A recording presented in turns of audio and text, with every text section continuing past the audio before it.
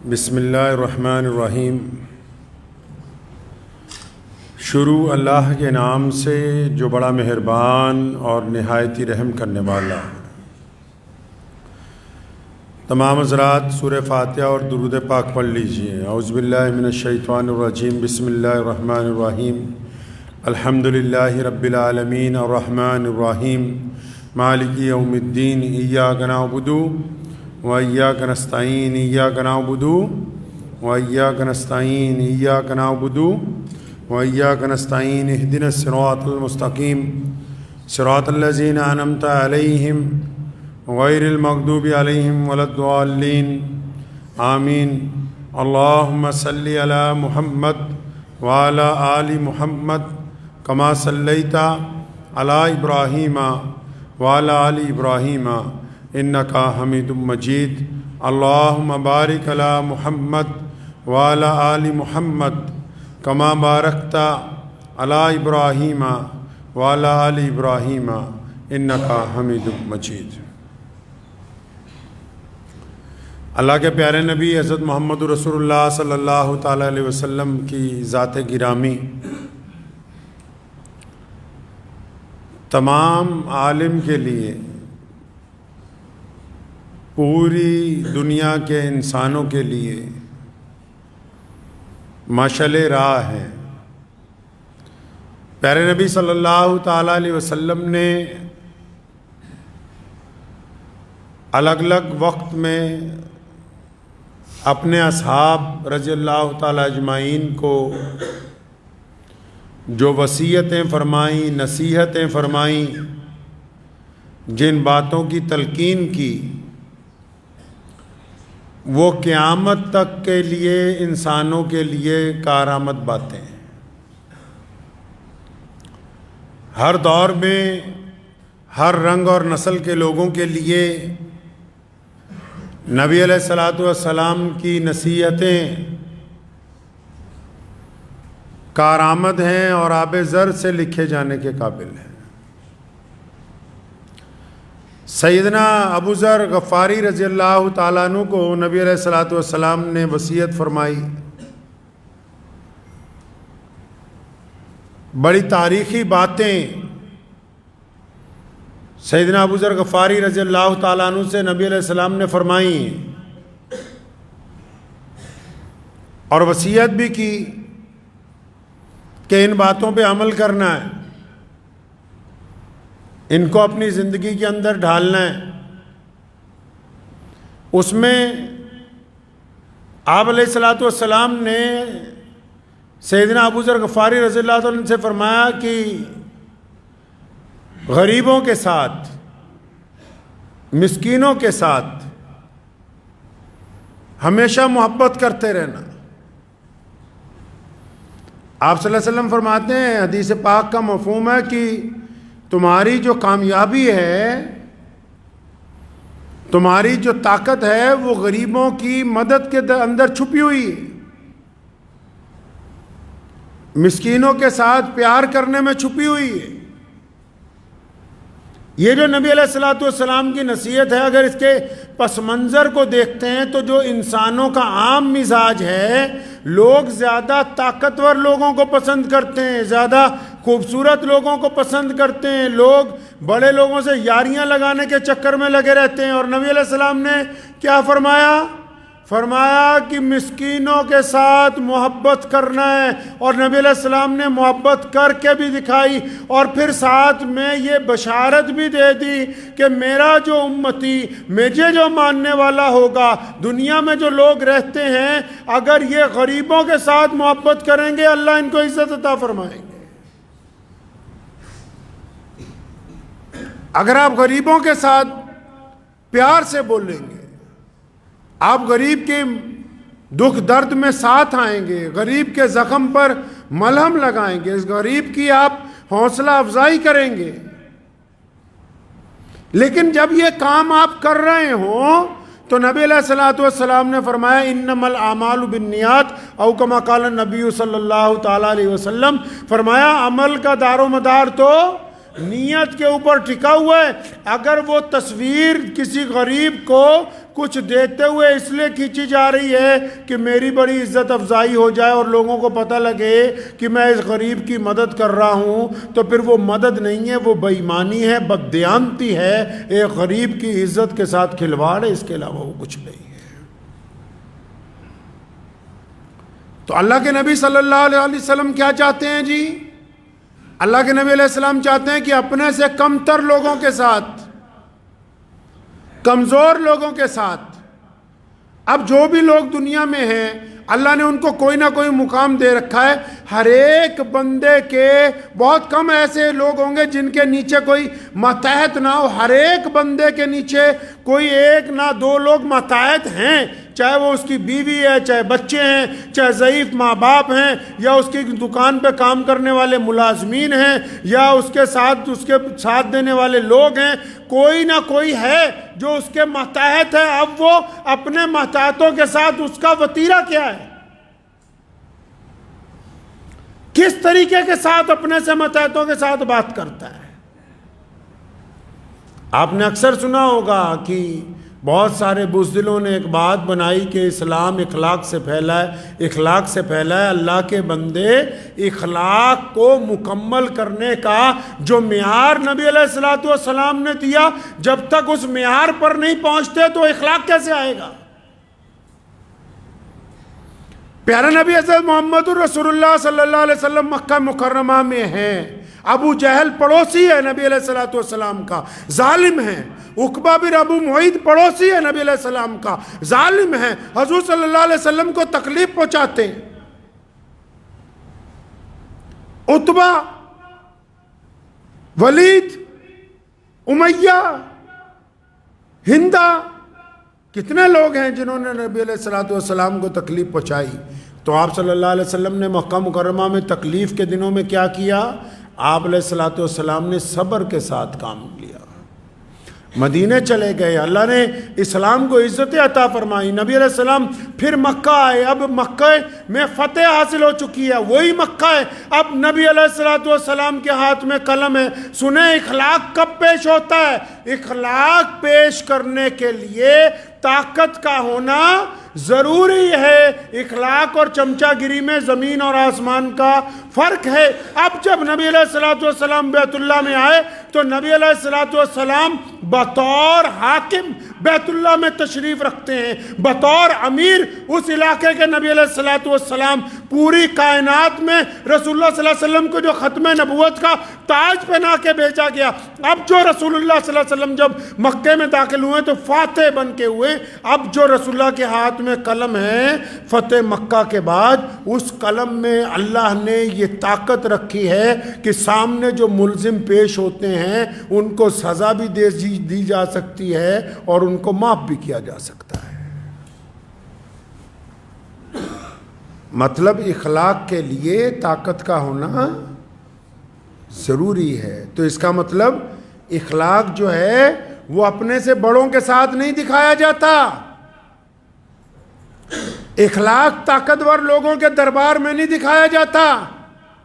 اخلاق چودھریوں کے گھروں میں جا کے، بڑی بڑی فیکٹریوں والوں کے دفتر میں جا کے، اور بڑے بڑے رئیس لوگوں کے جا کے، چاہے وہ مسلمان ہی کیوں نہ ہو، تو وہاں میاں صاحب، مولانا صاحب، وہاں اخلاق نہیں ہے. یہ ضرورت ہے بس. اخلاق تو وہ ہے کہ جو آپ کے ماتحت ہیں، جن کو آپ کو اللہ نے قدرت دی کہ آپ جن کو سزا بھی دے سکتے ہیں، معاف بھی کر سکتے ہیں. اب نبی علیہ الصلوۃ والسلام، وہی مکہ ہے، ظلم ہوتا تھا تو نبی علیہ السلام صبر کرتے تھے. اب وہی مکہ ہے، ظالم پیش کیے جا رہے ہیں تو نبی علیہ السلام معاف کر رہے ہیں. تو معاف کرنے کے لیے کیا ہونا ضروری ہے جی؟ معاف کرنے کے لیے سزا دینے کا اختیار ہونا ضروری ہے. تو پتہ یہ لگا کہ جو کمزور ہوتے ہیں آپ سے ان کو معاف کرنا اللہ کے نزدیک اچھا عمل ہے. اپنے سے کمتر سے عزت سے بولنا اللہ کے نزدیک اچھا عمل ہے. بڑے بڑے چودھریوں کے پاس, بڑے بڑے پولیس افسران کے پاس لوگ جا کے چمچا گیری کرتے ہیں, یہ اخلاق کا معیار نہیں ہے. جب جو تمہارے دفتر میں آیا, جو تمہارے پاس پہنچا, جس نے تمہاری طرف مدد کے لیے ہاتھ بڑھایا, جو تم سے کمتر ہے, جو تم سے کمزور ہے, جو تمہاری طرف امید کی نظروں سے دیکھتا ہے, اس کے سامنے حقارت سے بات کرتے ہو, اس سے بدتمیزی سے بات کرتے ہو. اللہ تبارک و تعالیٰ یہاں چاہتے ہیں کہ ہاں اب یہ جس میں نے اپنے بندے کو جس جگہ قدرت دی ہے یہاں یہ اخلاق کا مظاہرہ کرتا ہے کہ نہیں کرتا ہے. تو نبی علیہ الصلوۃ والسلام نے حضرت ابو ذر غفاری رضی اللہ عنہ سے فرمایا کہ مسکینوں کے ساتھ محبت کرنی ہے. کیا کرنی ہے جی؟ محبت. محبت میں تو بندہ چمچی بھی مارنے لگتا ہے, محبت میں بندہ آگے پیچھے پھرتا ہے. میرے والد محترم شیخ اسلام مولانا حبیب الرحمان لدھیانوی رحمۃ اللہ علیہ, اللہ تعالیٰ ان کے درجات کو بلند فرمائے, 2 سال پہلے انہی دنوں میں اس دنیا سے رخصت ہوئے. تو تا زندگی جو سب سے خاص ان کی گفتگو میں ہم نے بات نوٹ کی, جو پلے باندھی, وہ یہی تھی. سارا دن بار بار اس بات کو اپنے ساتھ والوں کو یاد دلاتے تھے کہ بیٹا تمہاری کامیابی کمزوروں میں چھپی ہوئی ہے. تمہاری کامیابی بڑے بڑے وزیروں میں, بڑے بڑے افسران کے پاس, بڑی بڑی حکومتوں کے پاس نہیں. تمہاری کامیابی غریبوں میں, تمہاری کامیابی مسکینوں میں, تمہاری کامیابی بیماروں میں, تمہاری کامیابی محتاجوں میں چھپی ہے. یہ جو لوگ تم تک آ رہے ہیں, غلطی سے بھی کبھی ان سے غصے کے ساتھ, ناراضگی کے ساتھ گفتگو نہ کرنا, کیونکہ اللہ تعالیٰ دیکھتا ہے اپنے بندے کو کہ میرا بندہ میرے کمتر بندوں کے ساتھ محبت سے پیش آتا ہے کہ نہیں آتا ہے. اور اگر آپ کمزوروں کی مدد کریں گے نا جی, آپ اگر کمزور لوگوں کی مدد کریں گے اللہ آپ کی مدد کریں گے. آپ کمزوروں کو عزت دیں گے اللہ آپ کو عزت دیں گے. آپ اگر کمزور لوگوں کو کھانا کھلائیں گے اللہ آپ کے رزق میں اضافہ کر دیں گے. آپ اگر کمزور لوگوں کے کندھے سے کندھا ملا کے کھڑے ہوں گے تو اللہ کریم آپ کا قد بڑا کر دیں گے. آج لوگ کس چکر میں لگے ہوئے ہیں, ہم یہ سمجھتے ہیں کہ بڑے لوگوں سے ملنے میں ہم بڑے ہو جائیں گے. نہیں, اپنے سے کمتر کے ساتھ اگر آپ جھک کے ملیں گے, عاجزی سے ملیں گے, پیار سے ملیں گے, محبت سے ملیں گے, تبھی آپ کو یہ احساس ہوگا کہ اللہ تبارک و تعالیٰ نے آپ کے دل کو نرمی عطا کی ہے. آپ کمزوروں سے محبت کریں گے, اللہ اور اس کے رسول صلی اللہ علیہ وسلم آپ سے محبت کریں گے. اور پھر نبی علیہ السلام نے کیا فرمایا؟ ایسی ایسی باتیں نبی علیہ السلام نے نصیحت فرمائی کہ جو بندہ ان کو پڑھتا جائے, سر دھنتا جائے, اور پھر سے ضرورت باقی نہ رہے دنیا میں کسی چیز کی. کیا فرمایا؟ فرمایا میرے بیٹے ابو ذر, ہمیشہ نیچے دیکھنا, اوپر نہیں دیکھنا. کدھر دیکھنا ہے؟ اور نیچے رات کو سڑک پہ چلتے ہوئے, یہ لدھیانے کا مشہور پل ہے جگراؤں پل, یہ فیروز پور روڈ, جلندھر بائی پاس, ہمیشہ سڑکوں پہ چلتے ہوئے نیچے دیکھنا ہے. یہ جو سڑک کے کنارے لوگ اخبار بچھا کے سو رہے ہیں, ان غریبوں کو دیکھنا ہے, اور پھر اپنی حیثیت کو دیکھنا ہے کہ اللہ تعالیٰ نے تو ہم کو ان سے بہتر زندگی دی. یہ اوپر کو سر اٹھا کے کہاں دیکھ رہا ہے؟ بڑی بڑی فیکٹریوں والوں کو, کاروں والوں کو جا کے پوچھو تو صحیح, ہسپتالوں میں ڈاکٹروں کی اپوائنٹمنٹ لینے کے لیے لاکھوں روپے خرچ کرتے ہیں رئیس زادے, اور 24 گھنٹے بس یہی فکر لگی ہوئی ہے کہ فلاں بیماری کا علاج ہو جائے, فلاں بیماری کا علاج ہو جائے. ارے لوگوں, نیچے دیکھو. رسول اللہ نے کہا نیچے دیکھو, اپنے سے کمتر کو دیکھو, اپنے سے کمزور کو دیکھو. لوگ سڑک پر سو رہے ہیں, لوگ لوگ بستر پر سسک رہے ہیں، موت نہیں آ رہی، لوگ اسپتالوں میں ہیں، جان ہے، زبان نہیں چلتی، لوگوں کے پاس ہاتھ نہیں ہے، کئیوں کے پاس پیر نہیں ہے، کئیوں کے پاس کانوں میں سننے کی طاقت نہیں ہے، تم کہاں چکر میں لگ گئے کہ فلاں نے اس طرح شادی کی، میں اس طرح شادی کروں گا، فلاں یہ خرید لایا، میں اس کے مقابلے میں یہ خرید لاؤں گا۔ اللہ کے بندے نیچے دیکھو، تمہارے سے نیچے ایسے لاکھوں کروڑوں لوگ دنیا میں ہیں جن کو زندگی جینے کا مکمل سامان میسر نہیں ہے، کس چکر میں چلے گئے؟ نیچے دیکھو گے تو پھر زندگی خوبصورت نظر آئے گی،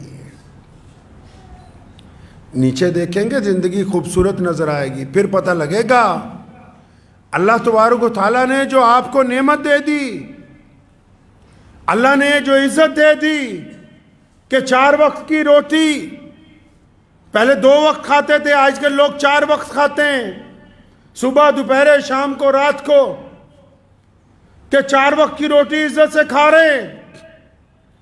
ابو جی رحمت اللہ علیہ کو ایک دفعہ ہم نے سوال کیا، اکثر لوگ روزانہ، اللہ کا کتنا احسان ہے اس مرکز پہ، روزانہ بے شمار لوگ اپنی ضرورتیں لے کے آتے ہیں، تو بعض حضرات بار بار آتے ہیں، اب بھی یہی معمول ہے، بعض حضرات بار بار آتے ہیں۔ تو ایک دفعہ جب ہم ابھی پڑھ رہے تھے تو سوال کیا والد محترم شیخ اسلام مولانا حبیب الرحمن لدھیانوی رحمۃ اللہ علیہ سے کہ ابو جی یہ کئی لوگ تو بار بار آتے ہیں، آپ بار بار گلہ کھول کے ان کو پیسے بھیجتے ہو، بار بار آتے ہیں، آپ بار بار ان کو سامان خرید کے دیتے ہو، تو کیا کہنے لگے؟ فرمایا بیٹا یہ کیا اللہ کا بہت بڑا شکر نہیں ہے؟ سب لوگ سنیں، سارے ہی، یہ محمد رسول اللہ صلی اللہ علیہ وسلم کی جو باتیں ہیں، اسلام نے جو نصیحتیں کی ہیں، یہ صرف مسلمانوں کے نام رجسٹر نہیں کروائی، نبی علیہ السلام نے جو روشنی عطا کی پوری کائنات کے لیے عطا کی ہے۔ تمہارے ابو جی رحمت اللہ علیہ کو جب یہ کہی بات تو انہوں نے نبی علیہ السلام کے چند واقعات بتائے، فرمایا حدیث پاک میں آتا ہے کہ ہمارے پیارے پیغمبر کہیے صلی اللہ علیہ وسلم، صلی اللہ علیہ وسلم کے بارے میں لکھا ہے کہ ہوا کم تیز چلتی تھی، وہ اس سے زیادہ بانٹنے والے تھے،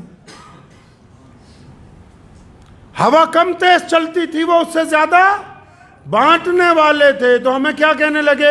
میں کہا جی بندے بار بار آ جاتے ہیں، شاید جھوٹ نہ بولتے ہوں، آپ نے بھی دیکھا ہوگا اکثر لوگ آپ کے پاس کوئی فیکٹری میں، کوئی دکان پر کوئی کچھ آ جاتا ہے بندہ کہ جناب ہماری مدد کر دو، تو بہت سارے لوگ کیا کہتے ہیں؟ جل جا بھاگ جا، تو ہٹا کٹا ہے۔ تو ہمارے پیارے پیغمبر صلی اللہ علیہ وسلم کیا کہتے ہیں؟ فرمایا کوئی گھوڑے پر بھی بیٹھ کے آ جائے اور مانگنے لگے، ہاتھ پھیلا دے۔ کیسے تربیت کی ہے امت کی؟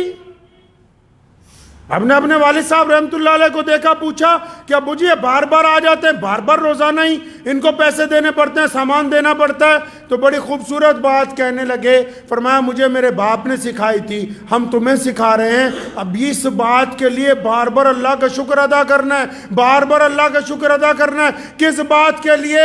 کہ اللہ کریم نے آپ کو دینے والوں میں رکھا ہے، لینے والوں میں، اور بولو دینے والوں میں رکھا ہے، لینے والوں میں نہیں رکھا۔ کیا بعید تھا؟ کیا ہم رجسٹری لکھوا کے لائیں؟ بندے کی قدرت نہیں ہے کہ اس کے ماں باپ کون ہو، کوئی انسان یہ بات طے نہیں کر سکتا۔ اگر کوئی بادشاہ کے گھر میں پیدا ہو گیا، کوئی فقیر کے گھر میں پیدا ہو گیا، کوئی کسی عالم کے گھر میں پیدا ہو گیا، اس کی مجال نہیں ہے کہ وہ طے کرے کہ اس کے ماں باپ کون ہوں گے، یہ اللہ طے کرتا ہے۔ اور بندے کی قدرت یہ بھی نہیں کہ وہ کب مرے گا، کہاں مرے گا، یہ بھی کون طے کرتا ہے؟ اللہ ہی طے کرتے ہیں۔ تو یہ کیا اللہ نے ہم پہ فضل نہیں فرمایا کہ ہم مانگنے والوں میں نہیں ہیں، دینے والوں میں رکھا؟ کن میں رکھا جی؟ دینے والوں میں رکھا۔ اور جب اللہ نے دینے والا بنا ہی دیا، پھر نخرے کیوں ہیں؟ مال کس کا ہے؟ اللہ کا۔ دینا کس کو ہے؟ اللہ کے بندوں کو۔ طاقت کس نے دی؟ اللہ نے۔ تقسیم کن میں کرنی ہے؟ اللہ کے بندوں میں۔ کل قیامت والے دن آتا ہے نا روایتوں میں، اللہ تعالیٰ پوچھیں گے کہ ہاں میں بھوکا تھا، تجھے کہا کھانا کھلا اور تو نے کھانا نہیں کھلایا تھا، تو بندہ کہے گا یا اللہ آپ نے کب کہا مجھے کھانا کھلا؟ فرمایا کیوں؟ فلاں وقت میں وہ سائل آیا نہیں تھا تیرے گھر کے دروازے پہ، اس نے آواز نہیں دی تھی کہ مجھے اللہ کے لیے کھانا کھلا دو؟ تو نبی علیہ السلام نے کیا فرمایا؟ حضرت ابو ذر غفاری رضی اللہ تعالیٰ عنہ سے کیا نصیحت فرمائی کہ بیٹا کدھر دیکھنا ہے جی؟ نیچے دیکھنا ہے۔ اپا کدھر دیکھنا ہے؟ نیچے دیکھنا ہے، اوپر نہیں دیکھنا ہے کبھی۔ اور پھر نبی علیہ السلام نے فرمایا کہ اللہ کے معاملے میں اگر کوئی تمہاری ملامت کرے، پرواہ نہیں کرنی۔ مثال کے طور پر تم نماز پڑھنے لگ پڑے، دو چار چھیڑ رہے، اچھا ملا جی بن رہا آج کل۔ آپ کوئی اچھا کام کرنے لگے، دو چار مخالف آپ کی برائی کرنے لگے کہ اچھا تم تو یہ کرنے لگے، اس میں سے پیسے کھا جاؤ گے۔ کوئی نیکی کا کام کرنے لگے تو ساتھ میں جس کو چڑ ہوئی وہ آپ کی مخالفت کرنے لگا، تو نبی علیہ السلام نے نصیحت فرمائی کہ اللہ کے معاملے میں، دین کے معاملے میں اگر کوئی تمہاری مخالفت کرے، اگر کوئی ملامت کرے، پرواہ نہیں کرو، پرواہ نہ کرو۔ ادھر دیکھو نا، آپ تاریخ اٹھائیے نا، پیارے محمد کہیے صلی اللہ علیہ وسلم مکہ مکرمہ میں ہیں اور دین کی بنیاد رکھی۔ کتنے لوگ ہیں رسول اللہ کے ساتھ؟ دائیں طرف کون ہے، بائیں طرف کون ہے، آگے کون ہے، پیچھے کون ہے؟ اگر تاریخ اٹھاتے ہیں تو رسول اللہ کے ساتھ جس دن اعلان کیا اللہ کی توحید کا اور یہ بتایا کہ اللہ کا رسول ہوں، تو ساتھ میں کوئی بھی نہیں، ساتھ میں کوئی بھی نہیں۔ اور برائی کرنے والے، مخالفت کرنے والے بہت دور نہیں، دیوار سے دیوار ملتی ہے، ابو لہب کی اور رسول اللہ کے گھر کی دیوار سے دیوار ملتی ہے۔ مخالفت کرنے والے سب سے پہلے پڑوسی، دائیں طرف کا پڑوسی بھی مخالف، بائیں طرف کا پڑوسی بھی مخالف، اور پھر سارا مکہ مخالف، بڑے بڑے منافق، بڑے بڑے بدترین اس دور کے انسان سارے کے سارے اکٹھے ہو گئے، اور کیا چاہتے ہیں کہ ایک محمد رسول اللہ کو نعوذ باللہ کفر، نقل کفر نباشت کہ نعوذ باللہ رسول اللہ صلی اللہ علیہ وسلم کو نقصان پہنچائیں گے۔ اور پھر انہوں نے زور لگا کے دیکھ لیا، آج ابو جہل اور عتبہ کی نسلیں باقی نہیں ہے، اور پوری کائنات میں دن میں 5 دفعہ اعلان ہوتا ہے اشہد ان محمد عبدہ ورسولہ، 5 دفعہ اعلان ہوتا ہے۔ ہر ایک نماز میں نمازی بیٹھ کر محمد رسول اللہ پہ سلام بھیجتا ہے۔ اللہ نے پابندی لگا دی، اللہ نے پابند کر دیا کائنات کی سب سے بڑی قوم کو کہ جب تک نماز تو پڑھنی اللہ کے لیے ہے، لیکن جب تک اتحیات میں میرے رسول پر، میرے رسول کی اولاد پر اور میرے رسول صلی اللہ علیہ وسلم کے اہل و عیال پر، ان کے اہل بیت پر اور ان پر جب تک تم سلام ہی نہیں بھیجتے، نماز بھی نہیں ہونے والی ہے۔ تو اللہ کے معاملے میں اگر کوئی ملامت کرے، آپ کوئی مسجد بنائیں، مدرسہ بنائیں، کوئی NGO بنائیں، یا آپ 5 وقتہ نمازی بنیں، داڑھی رکھیں، کوئی دین کا کام کرنا شروع کریں، اگر کوئی ملامت کرتا ہے تو نبی علیہ السلام نے کیا فرمایا کہ ان کی کوئی پرواہ نہیں کرنی، اپنے کام کی طرف توجہ۔ اسلام کی یہ بہترین خوبی ہے کہ نبی علیہ السلام سے لے کے آج تک یہ جو ممبر ہیں مسجدوں کے، ان سے ہمیشہ اسلام کی خوبیاں بیان ہوئی ہیں، کبھی کسی مذہب کے خلاف، کبھی کسی اور کے خلاف کوئی بات اسلام نے نہیں کہی ہے۔ اسلام اپنی خوبی کی بات کرتا ہے، اسلام اپنے پروڈکٹ کی بات کرتا ہے، اور دنیا کا اصول بھی یہی ہے۔ آپ نے کبھی سنا کہ کوئی بہت بڑی کمپنی جو گاڑیاں بناتی ہے یا کھانے پینے کا کوئی سامان بناتی ہے، لمیٹڈ فرموں کی بات کر رہا ہوں، جو بڑی کمپنیاں جو مشہور ہیں. کبھی اخبار میں آپ نے پڑھا جس طرح ٹاٹا کا نمک ہے یا ٹاٹا کمپنی ہے یا آپ یہ دیکھ لیں ہنڈئی ہے یا بڑی بڑی کمپنی ہے، کبھی آپ نے پڑھا کہ اخبار میں انہوں نے اشتہار دیا ہو کہ یہ فلاں دوسری بڑی کمپنی کی گاڑی اچھی نہیں ہے، اس کو مت خریدیے گا؟ ایسا ہوتا ہے؟ نہیں. وہ جب بھی اشتہار دیتے ہیں اپنی گاڑی کی خوبی کا اشتہار دیتے ہیں. اسلام نے یہ روایت پہنائی لوگوں کو، اسلام نے یہ دستور قائم کیا کہ ہم کسی کی مخالفت کر کے اپنی اشاعت نہیں کرنا چاہتے، ہم کسی کے خلاف بول کے اپنی بڑائی نہیں بیان کرنا چاہتے. اسلام نے یہ کہا کہ ہم صرف اپنی پروڈکٹ کو اچھا کریں، اپنے آپ کو بہتر بنائیں، اپنے اخلاق کو اچھا بنائیں، اپنے کردار کو اچھا بنائیں.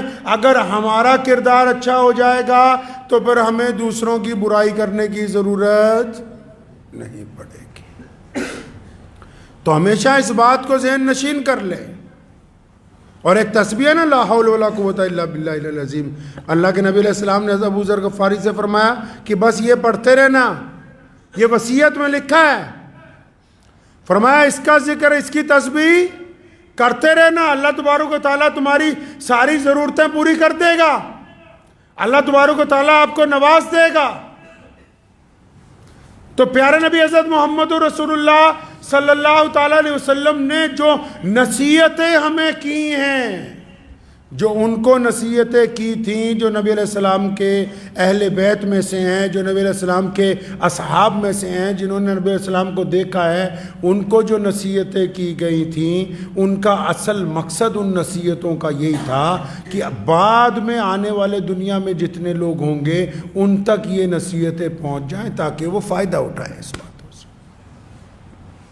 تو اپنی زندگی کو تھوڑا اسکین کرتے رہا کریں، اپنے اندر اپنے آپ کو تھوڑا دیکھتے رہا کریں. کسی اور پر مصیبت آ جائے نا، اس حد تک گر گئے ہیں نیچے، کسی اور پر مصیبت اگر آ جائے کہیں گے اچھا اس پہ تو اللہ کا عذاب آیا، بڑی بدماشی کرتا تھا. اور جب اپنے آپ پہ بیماری آ جائے تو کیا آیا بھائی؟ اتنی زبان کو منہ پھٹ نہ بناؤ. اللہ نے جج نہیں لگا دیا دوسروں کے اوپر، کسی انسان کو دوسرے پر آزاداری نہیں دی. نبی علیہ السلام نے فرمایا کسی ماں نے کوئی ایسا بچہ پیدا نہیں کیا جو غلام ہو. تم بتاؤ گے کہ کون ذلیل ہے کون عزت دار ہے؟ کس پر جو مصیبت آ گئی یہ اللہ کی طرف سے آئی ہے یا اس کے اعمال کی وجہ سے آئی، یہ آپ طے کریں گے. آپ اپنا کردار طے کیجئے جناب، اپنا کردار طے کیجئے. کبھی بستر پر لیٹ کے رات کو یہ بھی سوچئے، ہمیشہ بس ایک ہی بات کا رونا لگا رکھا ہے کہ فلاں نے ہماری بے عزتی کر دی تھی، فلاں کے ساتھ ہمارے تعلقات اچھے نہیں ہیں، فلاں بے ایمان ہے، فلاں ٹھگ ہے، فلاں چور ہے. اچھا جی ساری دنیا ہی خراب ہے، یہ ساری دنیا ہی خراب ہے، فلاں چور ہے، فلاں بے ایمان ہے، فلاں ٹھگ ہے، فلاں نے یہ کر دیا، فلاں نے وہ کر دیا. ایک دفعہ رات کو بستر پر لیٹ کے ذرا دوبارہ پچھلا رجسٹر کھول لو. تم جانتے ہو یا اللہ جانتا ہے؟ آپ جانتے ہیں یا اللہ جانتا ہے؟ ظاہری ہمارا لباس یہ طے کر سکتا ہے کہ آپ بڑے ولی اللہ نظر آتے ہیں، لیکن آپ کا ضمیر کبھی آپ سے جھوٹ نہیں بولے گا. کبھی رات کو اس سے پوچھو تو صحیح کہ کن کی بیٹیوں کے ساتھ زنا کا ارادہ کیا تو اپنے آپ کو ولی سمجھتا ہے، کن کے ساتھ پیسوں کی ٹھگی ماری اپنے آپ کو بہت بڑا ولی سمجھتا ہے، کس کس کے ساتھ زیادتیاں کی اپنے آپ کو ولی سمجھتا ہے، کب کب اپنی ماں باپ کے آگے بدتمیزیاں کرتا رہا اپنے آپ کو بہت نیک اور پارسا سمجھتا ہے، کس کس کے ساتھ 1 روپے کا مال 10 روپے کا بیچا، لوگوں سے بے ایمانیاں کی اپنے آپ کو بہت پارسا سمجھتا ہے. دوسروں پر انگلی اٹھانے سے پہلے ایک دفعہ جب اپنی سکیننگ کر لیں گے تو یہ طے ہو جائے گا کہ پچھلے 20-25 سالوں میں، پچھلے 30-40 سالوں میں ہم نے زندگی کیسی گزاری ہے. اور جو بندہ اپنی غلطیوں سے کچھ نہیں سیکھتا تو پھر اللہ نے کہا ہے کہ جو اپنی قسمت بدلنا نہیں چاہتے، اللہ بھی نہیں چاہتے کہ ان کی قسمت بدلی جائے۔ جو اپنی غلطیوں سے کچھ نہیں سیکھتا، یہ رونا رونا چھوڑ دو بس کہ فلاں کی وجہ سے ہمارا نقصان ہو رہا ہے، فلاں کی وجہ سے۔ پہلے یہ جو اللہ نے جسم آپ کو امانت دیا، یہ جو ہاتھ پاؤں آنکھیں زبان دی ہیں، ایک دفعہ ان کا حساب مرنے سے پہلے خود بھی کر لو۔ اگر ان میں غلطیاں ہیں، اگر ان میں کوتاہیاں ہیں، اگر ان میں بے ایمانی ہے، اگر ان میں ریاکاری ہے، اگر ان میں تکبر ہے، اگر اس میں غرور ہے، بذات خود اس کو درست کر لو گے تو اللہ دنیا میں راضی ہو جائے گا۔ اور اگر غلط فہمی میں جیتے رہیں گے تو جیسے ہی قبر میں جانا ہے، قبر اتنی تنگ ہو جائے گی کہ دائیں پسلی ٹوٹ کے بائیں پہ چڑھ جائے گی، پھر یہ ساری غلط فہمی اس وقت نکل جائے گی، پھر کوئی پوچھنے والا نہیں ہوگا۔ وقت بھی ہو گیا ہے۔ گزارش یہی ہے کہ یہ جو چند نصیحتیں پیارے محمد صلی اللہ علیہ وسلم کی آج آپ کے سامنے گوش گزار کی ہیں، ان کے اوپر عمل کرنے کی کوشش کرنی ہے انشاءاللہ۔ ان کے اوپر عمل پیرا رہنا ہے تاکہ جو بات نبی علیہ الصلوۃ والسلام نے کہہ دی وہ راہ نجات ہے، وہ ہماری نجات کا ذریعہ ہے۔ دعا کیجیے اللہ تبارک و تعالی مجھے اور آپ سب کو اس پہ عمل کی توفیق عطا فرمائے۔ وآخر دعوانا الحمدللہ رب العالمین۔